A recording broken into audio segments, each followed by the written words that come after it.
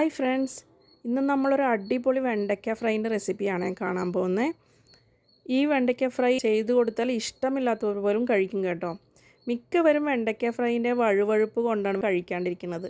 പക്ഷേ ഈ ഫ്രൈ ഒന്ന് ചെയ്ത് നോക്കിയേ, ഇതിൽ 1% പോലും വഴുവഴുപ്പ് ഉണ്ടാവില്ല കേട്ടോ. അതിനാദ്യമായി നമ്മൾ എന്താ ചെയ്യേണ്ടതെന്ന് വെച്ചാൽ, ഏത് പാത്രത്തിലാണോ നമ്മൾ കുക്ക് ചെയ്യാൻ ഉദ്ദേശിക്കുന്നത് അതിലേക്ക് അരിഞ്ഞു വെച്ചിരിക്കുന്ന വെണ്ടയ്ക്ക മാറ്റുക.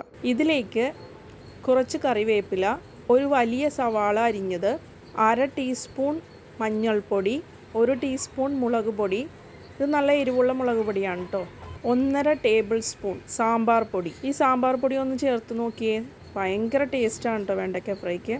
അതിനുശേഷം ആവശ്യമുള്ള ഉപ്പ്, ഫസ്റ്റ് സീക്രട്ട് ഇൻഗ്രീഡിയൻ്റ് ആയിട്ടുള്ള 1.5 ടേബിൾ സ്പൂൺ തൈര് സ്കിപ്പ് ചെയ്യരുത്. വെണ്ടയ്ക്കയുടെ വഴുവഴുപ്പ് എടുക്കാനുള്ള ഫസ്റ്റ് ഇൻഗ്രീഡിയൻ്റ് ആണ് തൈര്. ഇതെല്ലാം കൂടി ചേർത്തിട്ട് കൈ വെച്ച് നന്നായി തിരുമ്മി യോജിപ്പിക്കുക. തിരുമ്മി യോജിപ്പിച്ചതിന് ശേഷം മൂടി വെച്ച് 5 മിനിറ്റ് റെസ്റ്റ് ചെയ്യാൻ വയ്ക്കുക. 5 മിനിറ്റിന് ശേഷം ഇതിലേക്ക് കുറച്ച് വെളിച്ചെണ്ണ അല്ലെങ്കിൽ ഓയിൽ, ഏത് വേണമെങ്കിലും യൂസ് ചെയ്യാം കേട്ടോ, ഒഴിച്ചിട്ട് നന്നായി മിക്സ് ചെയ്ത് മീഡിയം ഫ്ലെയിമിൽ വേവിച്ചെടുക്കുക. ഇടയ്ക്കിടയ്ക്ക് തുറന്ന് ഇളക്കി യോജിപ്പിക്കണം. ഇപ്പോൾ ഒരു 10 മിനിറ്റ് ആയിട്ടുണ്ട്. വെണ്ടയ്ക്കയൊക്കെ നന്നായി വെന്ത് വന്നിട്ടുണ്ട്. ഇപ്പോൾ തന്നെ നോക്കിയേ, ഇതിൽ വഴുവഴുപ്പൊന്നും അധികമില്ല. ഇനി ഒരു ഇൻഗ്രീഡിയൻറ്റ് കൂടി ഉണ്ട് കേട്ടോ ഇതിലേക്ക് ചേർക്കാനായിട്ട്. അപ്പോഴാണ് അത് പൂർണ്ണമായും നല്ല ക്രിസ്പി ആയിട്ടുള്ള വെണ്ടയ്ക്ക ഫ്രൈ ആയിട്ട് വരണം കേട്ടോ. ആ ഇൻഗ്രീഡിയൻ്റ് ആണ് അരിപ്പൊടി. അരിപ്പൊടി എന്ന് പറയുമ്പോൾ നമ്മുടെ പുട്ടുപൊടിയൊന്നും എടുത്ത് ചേർത്തേക്കരുതേ.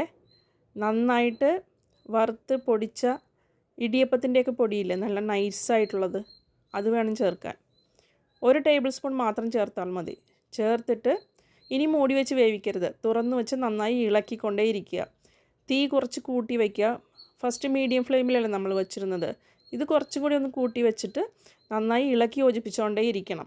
ഒരു 2 മിനിറ്റ് ഇങ്ങനെ ഇളക്കി യോജിപ്പിച്ചുകൊണ്ടേ ഇരിക്കുമ്പോൾ വെണ്ടയ്ക്ക നന്നായി ഫ്രൈ ആയി ക്രിസ്പിയായി വരും. ഇതാ നോക്കിക്കേ, ഇപ്പോൾ നല്ല അടിപൊളി വെണ്ടയ്ക്ക ഫ്രൈ ഉണ്ട്. ഇത് കഴിക്കാൻ തന്നെ സൂപ്പർ ടേസ്റ്റാണ് കേട്ടോ. എല്ലാവരും ഒന്ന് ട്രൈ ചെയ്തിട്ട് ഫീഡ്ബാക്ക് അറിയിക്കണേ. ബായ്.